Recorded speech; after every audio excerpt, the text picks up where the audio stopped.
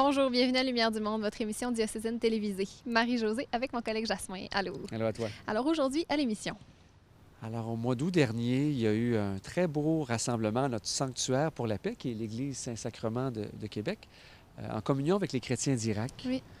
Il y a également eu, quelques jours après, un rassemblement des chrétiens d'Orient à Montréal. On sait qu'il y en a beaucoup dans la métropole québécoise. Alors, on vous propose un reportage de 12 minutes pour voir la mobilisation ici, envers nos frères et sœurs d'Orient. Aussi à l'émission, on vous présente une exposition qui a lieu à Saint-Marc-des-Carrières. Alors, il s'agit d'une exposition de statues de saints. Alors, on verra avec vous un peu quelle statue est-ce qu'il y a là et comment, en fait, cette exposition-là est née.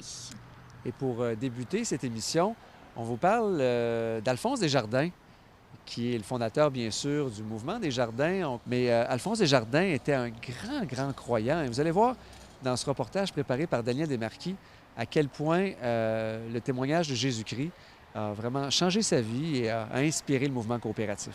Bonne émission.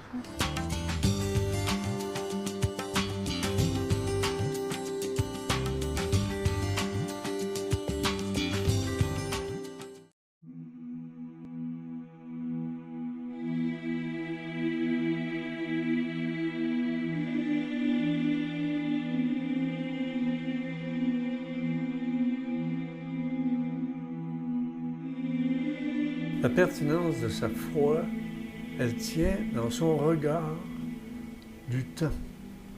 Il a actualisé dans sa vie ce qu'il voyait autour de lui. La misère, la difficulté de s'entendre, le manque de collaboration, beaucoup de forces éparpillées auxquelles il croyait fondamentalement. Et pour lui, s'entraider était un des projets premiers dans sa tête. L'entraide, la charité, venir aux besoins des gens les plus pauvres, subvenir à des besoins de première instance. D'où coopérer pour en arriver ensemble, par nos petits gestes de dépôt de ci et de ça, à s'entraider et à construire. Et dans sa tête de chrétien qu'il avait, il savait fort bien, avec les Saintes Écritures qu'il connaissait, bâtir sans la charité, ça vaut rien. Bien sûr, on pourrait dire que la foi était présente pour tout le monde, mais on sent que pour M. Desjardins, c'était pas accessoire, c'était vraiment profond, c'était vraiment en lui, parce qu'on a beaucoup de témoignages qui nous prouvent à quel point il était profondément religieux et en particulier, il avait une grande dévotion au Sacré-Cœur de Jésus. Et pour asseoir sa foi et avoir la force de continuer d'être audible auprès des gens auxquels il voulait venir en aide, il a bâti justement en sa foi, en croyant au Sacré-Cœur. Il a composé une prière au Sacré-Cœur de Jésus qui est très belle, qui révèle sa foi profonde, qui révèle à quel point son épouse, Dorimène, était extrêmement importante pour le soutenir dans le projet des caisses parce qu'il la nomme dans la prière. Et ça nous révèle en plus sa belle main d'écriture. Sans le Sacré-Cœur, pour lui, c'est un échec. Il l'a associé constamment à son projet. Il ne commençait jamais une session, pas une session, mais une rencontre de conseil d'administration sans que la prière du Sacré-Cœur soit en premier. C'est pour ça que le tableau qui se trouve dans le salon des anciens au collège, on voit que Tomasco a très bien placé sur toile Desjardins qui siège au conseil, entouré de prêtres qui viennent l'aider, pas d'Alphonse, mais de Cyril Vaillancourt, qui est le courriériste, un petit bonhomme. Et en arrière de lui, la peinture du Sacré-Cœur. Si vous voulez que je persévère dans cette voie, ô mon Dieu, suppléez à ma faiblesse par votre force, aplanissez les obstacles ou donnez-moi les moyens de les surmonter. Vous savez, à la fin de sa vie même, il était malade pendant les dernières années de sa vie et il disait qu'il regardait dans ses nuits d'insomnie douloureuse, qu'il regardait l'image du Sacré-Cœur et qu'ainsi le temps passait vite parce que ça l'a été d'un grand support. Il s'abandonnait presque devant les difficultés. Et il devait des fois dire c'est presque surhumain là, ce que j'ai à faire. Donc, je demande une grâce divine. Il parlait en termes de maître. Il disait que c'était le maître de toutes choses. Évidemment, il voulait parler de Dieu. Et c'était l'époque aussi de la prière du soir. Donc, après chaque repas du soir, toute la famille s'agenouillait devant l'image du Sacré-Cœur dans la salle à manger pour la prière. Qu'importe qu'il y avait des invités, que ce soit Monseigneur, il l'invitait à venir faire la prière du soir. Puis on a des petites remarques des enfants, les plus vieux, qui pensaient ne pas faire la prière puisqu'il y avait un invité. Bien, ils s'étaient trompés parce que M. Desjardins, c'était trop important sa prière. Que sera l'avenir, j'en sais rien. Mais je sais une chose, c'est qu'on est accompagné encore aujourd'hui par ce fameux Sacré-Cœur. Il est moins connu, mais il travaille quand même. Et il répond à des besoins quand on lui demande. J'ai foi en l'avenir parce que ces deux bâtisseurs nous ont mis dans notre milieu, nous ont donné deux outils essentiels, l'éducation, l'économie.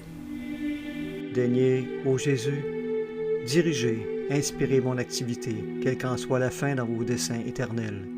Faites que je trouve une parfaite soumission à votre volonté dans les cœurs qui m'entourent, mais principalement dans celui de la bien-aimée compagne de ma vie. Qu'elle soit toujours ma consolation et mon aide, soit que vous m'inspiriez le complet abandon de ces projets ou la pensée de les accomplir.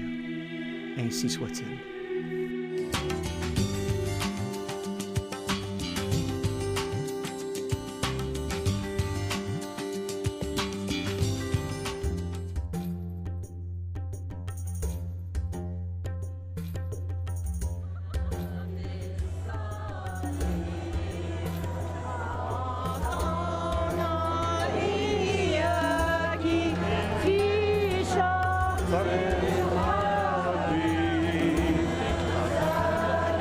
Les églises orientales au Canada, ils ont décidé cette marche le plus tôt possible, le plus vite possible, afin de passer le message au monde entier et vraiment être solidaire avec eux, leur envoyer un message qu'on est avec vous, on prend cette croix avec vous et aussi passer le message à notre gouvernement. C'est rendu un génocide envers tout un peuple d'ailleurs, mais plus spécifiquement avec les minorités religieuses et plus précisément les chrétiens, parce qu'on témoigne un effacement de l'histoire, un effacement de l'histoire chrétienne, et ça c'est le berceau du christianisme.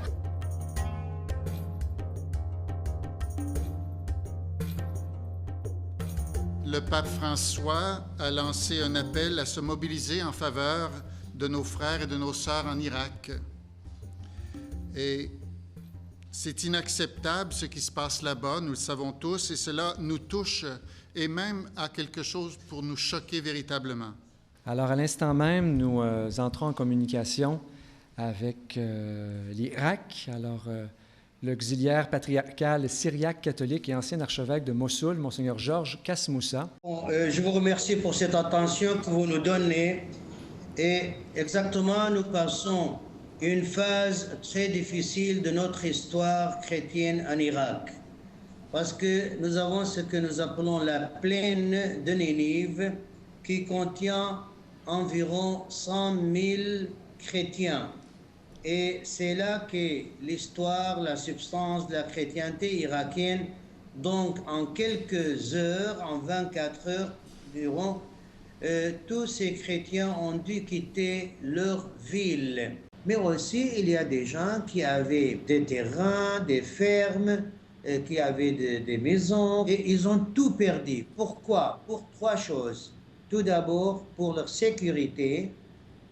Deuxièmement, pour avoir donc la paix, oui, et pour garder leur foi, pour rester chrétiens. Certains ont subi ce questionnaire, surtout à la ville de Mossoul. Vous avez à devenir musulman ou à payer l'impôt, ce qu'on appelle jizya, ou rester avec donc le danger d'être tués. Et ils ont tous quitté la ville pour rester fidèles à leur foi et avoir la vie sauve. Je vous invite à peut-être faire une prière avec nous pour nous inviter à prier pour vous. La conférence de presse est web diffusée. Il y a des gens qui seront sûrement heureux de prier avec vous. Oui, vous voyez, nous n'avons pas mieux que le Notre Père. C'est une prière adressée à Dieu qui est le Père de tous, chrétiens, musulmans, tout le monde. Et c'est dans la simplicité de cette prière de confiance que nous allons terminer cette conférence avec un grand merci pour votre intérêt. Alors, Notre Père qui es aux cieux, que ton nom soit sanctifié, que ton règne vienne, que ta volonté soit faite sur la terre comme au ciel. Donne-nous aujourd'hui notre pain de ce jour. Pardonne nos offenses, comme nous pardonnons aussi à ceux qui nous ont offensés. Et ne nous soumets pas à la tentation, mais délivre-nous du mal.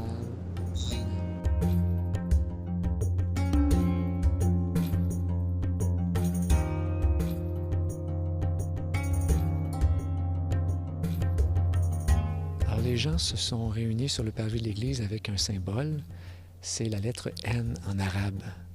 Pourquoi? C'est le signe choisi par l'État islamique. N pour Nazaréen, pour marquer les maisons des chrétiens.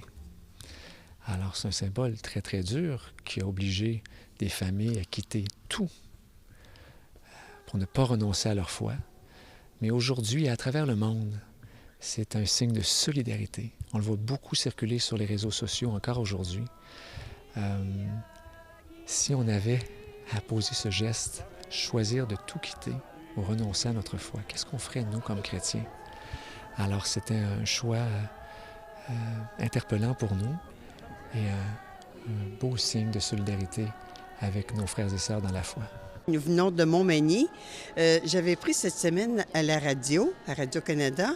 Il annonçait un dimanche spécial pour la prière pour les gens de l'Irak. Et je trouve que nous, ici, au Québec, on n'a pas à se battre pour notre religion, tandis que là-bas, c'est toujours une guerre continuelle. Alors, c'était une messe spéciale dans le sanctuaire de la paix, pour être en communion avec les chrétiens et chrétiennes à travers le monde qui sont persécutés, en particulier ceux d'Irak. C'est pour eux qu'on a prié aujourd'hui et avec eux.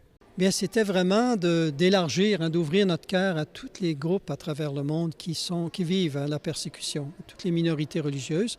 Alors, à travers un globe terrestre, ça évoquait toute notre planète, notre Terre. Et sur ce globe, on a identifié un certain nombre de lieux où il y a des chrétiens qui souffrent davantage. Notre prière, c'est important, mais aussi les gens peuvent faire des contributions financières. Il y a 3 organismes qui travaillent sur le terrain, Développement et Paix, l'Aide de l'Église en détresse et l'Association catholique de l'aide en Orient. Et alors aujourd'hui, on a invité les gens justement à faire une offrande qui sera partagée entre ces 3 organismes qui travaillent pour les aider sur le terrain même. La CNEWA, l'Association catholique d'aide à l'Orient, est une organisation qui a été mandatée par le Saint-Père dès 1926 à travailler avec les églises orientales. Et les églises orientales sont principalement au Moyen-Orient. Elles sont en Inde, en Éthiopie, en Érythrée et aussi en Europe de l'Est, en particulier en Ukraine, là où nous faisons notre travail. Pour ce qui concerne la situation en Irak, il est bien évident que cette crise nous touche profondément. Notre organisation est, comme vous pouvez le voir, connectés dans le milieu avec les différentes églises. Comme vous pouvez l'imaginer, 100 000 personnes qui arriveraient à Québec aujourd'hui, ce que ça pourrait vous faire comme ressources à aller trouver. Alors, présentement, notre organisme s'affaire à travailler sur le terrain avec les partenaires, mais aussi travaille aussi à recevoir les Irakiens qui arrivent en grand nombre aussi. Aide à l'Église en détresse est une fondation pontificale qui vient en aide à l'Église pauvre et persécutée à travers le monde. Et on fait ça par la prière, l'information et l'action caritative. Chaque année, nous distribuons près de 100 millions de dollars dans plus de 140 pays. Notre action est pastorale et humanitaire, mais la catastrophe sans précédent de l'Irak nous pousse à se concentrer sur l'essentiel, et c'est l'humanitaire. Notre but, c'est de soutenir les Irakiens dans leur vie quotidienne, mais également de les aider à sauvegarder un minimum de dignité. Lorsque c'est le temps de donner, nous ne faisons aucune distinction sur la religion de la personne lorsqu'elle demande de l'aide nécessaire à sa survie. Et c'est le cas des organisations que vous voyez ici aujourd'hui. Tout ce qu'on fait, dans le fond, c'est de nous appliquer à aimer notre prochain, quel qu'il soit. L'Église agit ici et maintenant, avant qu'il ne soit trop tard, et Aide à l'Église en détresse fait partie de ce mouvement international de solidarité qui œuvre en collaboration avec d'autres organismes afin d'assurer une aide la plus efficiente possible. Développement et Paix, l'Organisation catholique canadienne pour le développement et la paix, a été fondée en 1967 par les évêques canadiens pour venir en aide aux populations qui souffrent dans les pays du Sud. Nous espérons, avec nos partenaires en Irak, pouvoir soutenir plus de 30 000 familles déplacées dans les prochaines semaines, dans les prochains mois. Donc ces nouvelles vagues de réfugiés irakiens qui fuient la violence dans leur pays vont venir aggraver la situation dans les pays hôtes, et donc nous devons aussi penser à appuyer les pays hôtes pour qu'ils puissent recevoir l'aide dont ils ont besoin. Je remercie le diocèse de Québec de nous avoir réunis, nos 3 organisations aujourd'hui, et encore une fois, je tiens à appeler à la solidarité des Canadiennes et des Canadiens pour qu'ils n'oublient pas les populations qui souffrent en Irak et partout au Moyen-Orient. Merci. J'ai vu le symbole, pour moi, ça ressemble à un point d'interrogation à l'envers, c'est ce symbole-là. Fait que c'est un questionnement, puis je me suis dit, eux qui sont là-bas actuellement, ils doivent se poser vraiment la question, pourquoi je suis chrétien actuellement? Ça serait tellement plus facile pour moi d'être musulman ou d'être de leur gang, j'aurais pas perdu ma maison et tout ça. Mais là, ce que je voudrais leur dire, c'est ayez la foi que être chrétien, il y a des clés là-dedans pour qu'à un moment donné, tous ensemble, toute l'humanité, on puisse vivre en paix. C'est une célébration de solidarité et de prière qui devient universelle avec nos frères chrétiens et nos sœurs chrétiennes en Irak qui vivent un exode finalement. Et je pense que la prière doit les soutenir et ils sont un témoignage aussi pour nous. Donc, on doit les soutenir pas juste dans notre prière, mais les soutenir aussi par nos dons, parce qu'ils sont laissés là, vraiment à eux-mêmes. On espère que le Canada, la province de Québec et les villes, dont Québec, seront solidaires et sont capables d'accueillir aussi ces gens qui doivent fuir la tyrannie, finalement. Nous avons l'espérance que cette drame, cette tragédie aura fin, parce que à travers notre foi en Jésus-Christ, nous avons vaincu beaucoup de guerres, beaucoup dans l'histoire persécution, et le sang de ces frères et sœurs martyrs pendant l'histoire, et la fleur est donnée une grande répandue de la foi dans le monde. On ne va pas se taire, on va crier, on va continuer à espérer pour la paix dans le monde.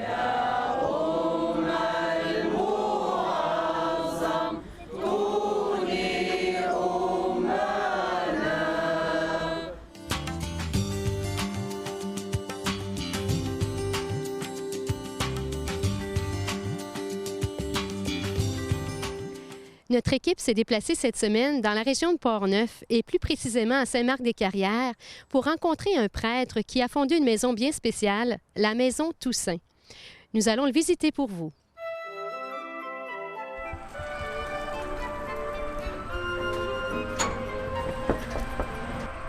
Bienvenue!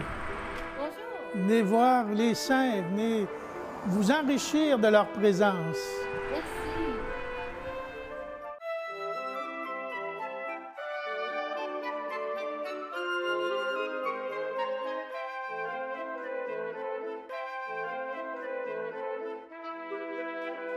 Voulez-vous nous expliquer comment a débuté cette maison Toussaint? Oui, lorsque je faisais la visite paroissiale, il y a 30 ans, dans une autre paroisse, je suis arrivé chez une dame qui, elle, était collectionneuse. Et elle avait sur une tablette une quinzaine de statues, mais toutes des 4 à 5 pouces. Mais ça m'a donné l'étincelle. Et à partir de ce moment-là, j'ai commencé à collectionner. Je l'ai dit aux gens de la paroisse. Puis, dans l'espace de 15 jours, j'étais rendu à 67 statues, puis j'avais ramassé. Et là, c'est devenu comme un beau loisir pour un prêtre de collectionner les statues. Alors, j'ai visité les antiquaires, les magasins de statues, et c'est comme ça que... Puis j'en ai reçu beaucoup. Actuellement, j'ai 1100 saints différents de représentés, soit en statues, soit en icônes, soit en d'autres plaquettes qui ne sont pas des icônes, mais qui représentent quand même des saints. Le message de la maison, c'est d'abord dire « Nous sommes tous invités à la sainteté ». Et c'est possible, parce qu'il y en a qui nous sont montrés de tous âges, de tous métiers, de tous les temps, de toutes les nations, et ils sont parvenus. Alors pour nous autres aussi, c'est une possibilité d'y arriver, puis une invitation à prendre ce chemin-là. Moi, chaque fois que je reviens, je suis encore influencée par le regard des enfants qui viennent ici pour la première fois. Tu entres ici, puis tu as franchi le seuil de la porte que tu ne te sens plus seul. Hein? C'est vrai qu'il y a le Saint-Sacrement, mais la communion des saints, là, c'est très fort pour moi, puis c'est enrichissant, puis c'est valorisant.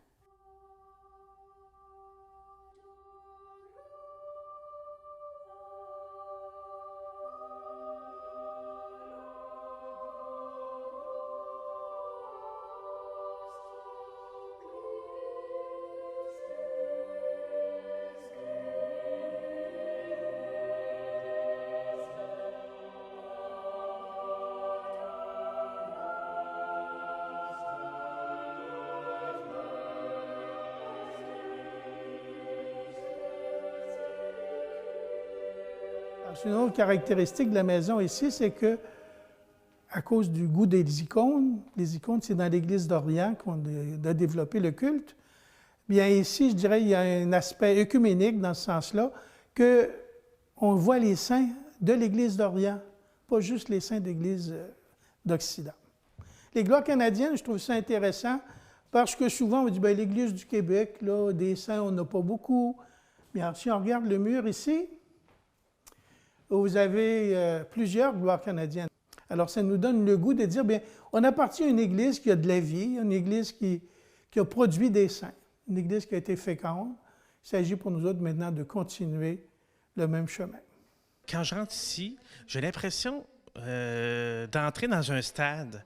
Puis je ne sais pas si c'était déjà arrivé d'entrer dans un stade où il y a des milliers de personnes de rassemblées, puis où la foule applaudit pour encourager les gens qui sont dans le stade, qui sont en train de compétitionner. Bien, moi, j'ai l'impression que c'est un petit peu comme ça ici. J'ai l'impression que je rentre, puis là, tout d'un coup, tiens, les saints font la vague, ils sont là, ils me regardent entrer dans le stade, puis applaudissent, puis ils sont heureux de me voir courir, de me voir courir vers Jésus. Hein? Et puis c'est ça leur but, c'est de m'encourager, de me soutenir, de faire en sorte que je puisse toujours marcher vers Jésus, avoir les yeux fixés sur lui. Puis, si je regarde dans la Bible, il y a un passage qui résume très bien cela.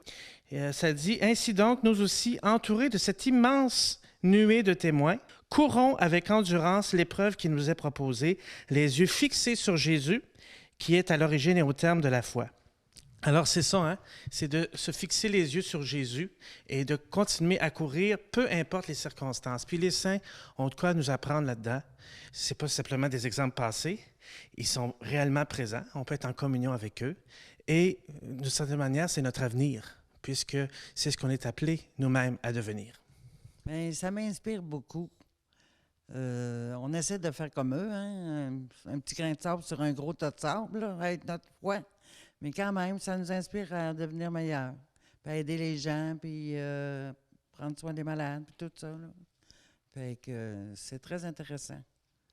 Et vous, particulièrement, vous fêtez quelque chose de spécial cette année. Non seulement les 10 ans de cette maison, mais vous fêtez un 50e et un 20e. Je suis dans ma 50e année d'ordination.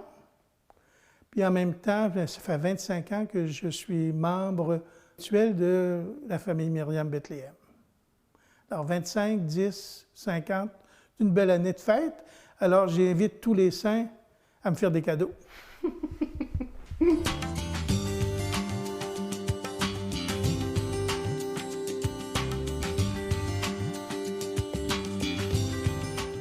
Vous savez qu'il y a un événement qui vous est proposé pour souligner, non pas tellement l'Halloween, mais surtout la vigile de la Toussaint, en fait, qui a lieu le vendredi soir 31 octobre de 18h à 21h à l'église Saint-Matthieu à Québec. Alors, vous arrivez habillé, costumé en personnage biblique, en votre saint préféré, si vous voulez.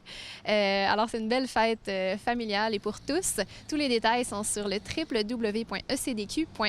Marie-Josée, j'ai participé à la plus récente édition, puis c'est vraiment un rendez-vous familial à ne pas manquer. La semaine prochaine à l'émission, on rencontre Thérèse Nadeau-Lacour. Elle nous parlera de résilience, oui, mais aussi d'expérience religieuse. On parlera de vitalité dans le cadre des communions de communauté, une belle expérience de paroisse. Et aussi, on parle de la mission et du rôle de la spiritualité monastique au cœur du monde. À la semaine prochaine. À bientôt.